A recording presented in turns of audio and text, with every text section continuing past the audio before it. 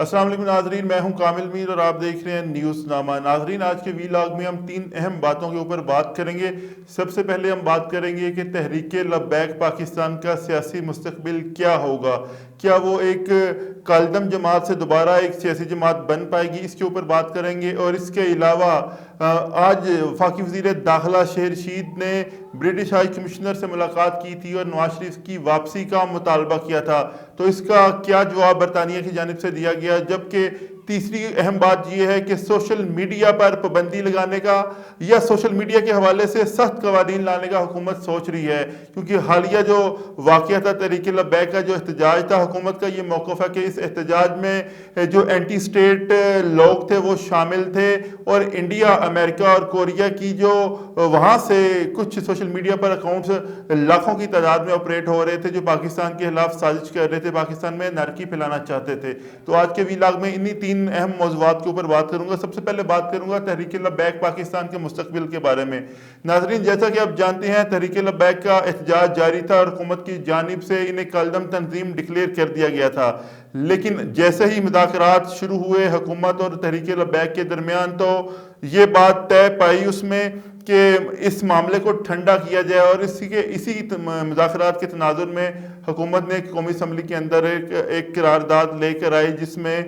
France کے سفیر کو ملک بدر کرنے کے حوالے سے اس پر بحث کی جائے گی۔ لیکن تحریک لبیک پاکستان کے سیاسی مستقبل کے اوپر ایک سوال نشان ابھی تک قائم ہے۔ کیا حکومت کوئی ریلیف دے گی؟ کیا اس سارے مذاکرات کے اندر کوئی ایسی کمٹمنٹ حکومت کی جانب سے کی گئی ہے کہ وہ تحریک لبیک کو دوبارہ کالعدم تنظیم کی لسٹ سے نکال کر انہیں ایک سیاسی جماعت کے طور پر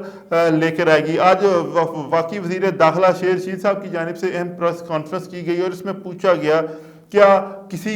معاہدے میں جو حکومت اور تحریک لبیک کے درمیان ہوا ہے اس میں کوئی چھوٹی دی گئی ہے تحریک لبیک کو؟ تو انہوں نے بتایا کہ تحریک لبیک ایک بڑی سیاسی جماعت ہے۔ یہ شہر رشید نے تسلیم کیا۔ ان کا یہ کہنا تھا کہ پنجاب میں تیسرے نمبر پر سب سے زیادہ ووٹ تحریک لبیک پاکستان نے لیے تھے، لیکن ان کے سیاسی مستقبل کا فیصلہ کیسے ہوگا اس کے بارے میں بھی ان کا یہ کہنا تھا کہ تحریک لبیک کو 1 مہینے کے اندر درخواست دائر کرے گی وزارت داخلہ کے اندر کہ ان کو کالعدم جو جماعت ہے اس کی لسٹ سے نکال کر انہیں سیاسی جماعت کی لسٹ میں دوبارہ سے بحال کیا جائے۔ تو تحریک لبیک کی جانب سے 1 مہینے کے اندر یہ ٹائم دیا گیا ہے کہ وہ اپیل دائر کرے گی۔ اینٹی ٹیررزم ایکٹ 1997 کے 11C کے تحت تحریک لبیک کو یہ حق حاصل ہے کہ وہ اس فیصلے کے خلاف درخواست دائر کر سکتی ہے، جبکہ 11B کے تحت ہی حکومت کی جانب سے انہیں کالعدم تنظیم کے طور پر ڈکلیئر کیا گیا تھا۔ تو شہر رشید صاحب سے آج پریس کانفرنس کے اندر بھی بار بار یہ سوال ہوا کہ کیا کوئی معاہدہ ہوا، کیا تحریک لبیک کو شامل کیا جائے گا دوبارہ سے سیاسی آرگنائزیشن کی لسٹ میں؟ تو اس پہ شہر رشید کا کہنا تھا کہ 1 مہینے کا ٹائم ہے، 1 مہینے کے اندر تحریک لبیک نے یہ درخواست دائر کرنی ہے، اور جب وہ درخواست دائر کر دے گی تو اس کے بعد ایک کمیٹی بنائی جائے گی سیکرٹری داخلہ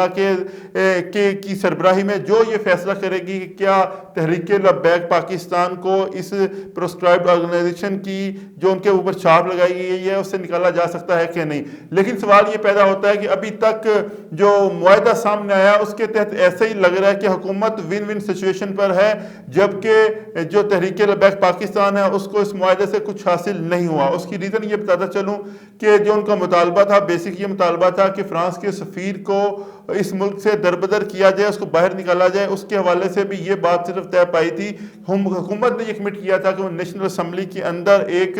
قرارداد لے کر آئے گی جس میں بحث کروائی جائے گی۔ اور ناظرین، یہاں پر یہ بھی بات آپ کو بتاتا چلوں، جو قرارداد لائی گئی ہے وہ بھی پرائیویٹ بل کے ممبر بل کے تحت لائی گئی ہے۔ جو پی ٹی آئی کے MNA ہے امجد علی خان نے جو قرارداد لائی ہے وہ اپنی ذاتی کیپیسٹی میں لے کر آئے ہیں، اور اس کا اظہار وہ ٹی وی ٹاک شوز کے اندر بھی کر چکے ہیں۔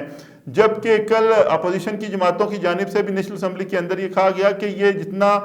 نازک مسئلہ ہے اور جتنا اہم مسئلہ ہے مسلمانوں کے لیے، تو اس کے لیے چاہیے یہ تھا یا تو حکومتی وزراء میں سے کوئی یہ ریزولوشن ایوان کے اندر پیش کرتا، اور اسی حوالے سے کل بڑی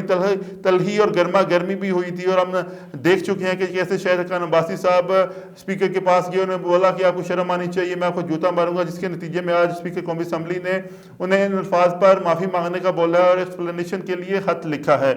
تو یہ معاملہ ہے تحریک لبیک کا مستقبل اب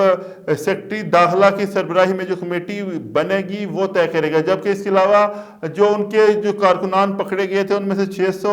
تقریباً 70 کے قریب کارکنان کو جو ایم پی او کے تحت پکڑے گئے تھے ان کو رہا کر دیا گیا ہے، جبکہ 200 سے زیادہ ایف آئی آر جو پنجاب کے اندر درج کی گئی ہیں ان کو لیگل پروسیس کے تحت نپٹا جائے گا، جبکہ ساتھ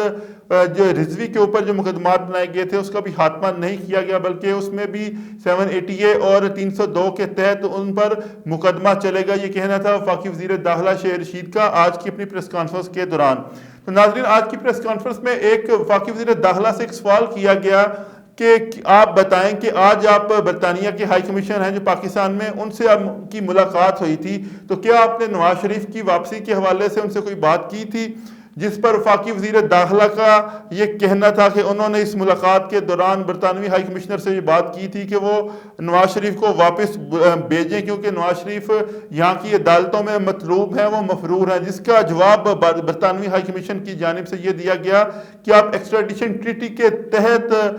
حکومت کے تھرو بات کر سکتے ہیں، ہم نواز شریف صاحب کو واپس نہیں بھیج سکتے۔ یہ اعتراف کیا شہر رشید صاحب نے خود اپنی پریس کانفرنس کے دوران۔ ان کا یہ کہنا تھا کہ ایکسٹریڈیشن ٹریٹی کے تحت حکومت کی سطح پر بات چیت ہو سکتی ہے، لیکن جو وزارت داخلہ نے آج ڈیمانڈ کی تھی کہ نواز شریف صاحب کو ڈیپورٹ کیا جائے، وہ یہاں کی عدالتوں میں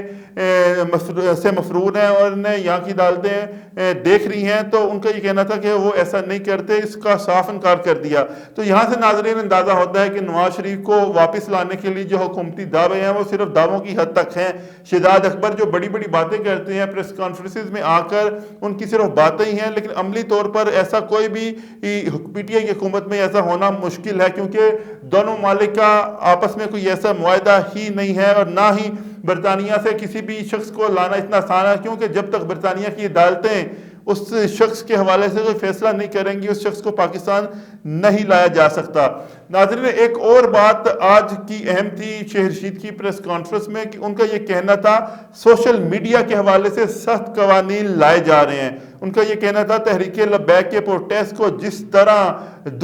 ملک دشمن ایجنسیز نے جس طرح اس کو اجاگر کر کے پاکستان کا منفی امیج دنیا کے اندر پیش کرنے کی کوشش کی گئی، اور کچھ نادان دوست بھی انہی جو سازشی تھے ان کے اللہ کار بنے، تو ان کا یہ کہنا تھا کہ اس کے حوالے سے سخت قوانین لائے جا رہے ہیں، اور اس کے اوپر بڑی ڈیٹیل میں مشاورت جاری ہے، کیونکہ سوشل میڈیا کے تھرو یہ کوشش کی جا رہی ہے کہ پاکستان جو فیٹف کی گرے لسٹ سے باہر نکلنے کی کوشش کر رہا ہے اس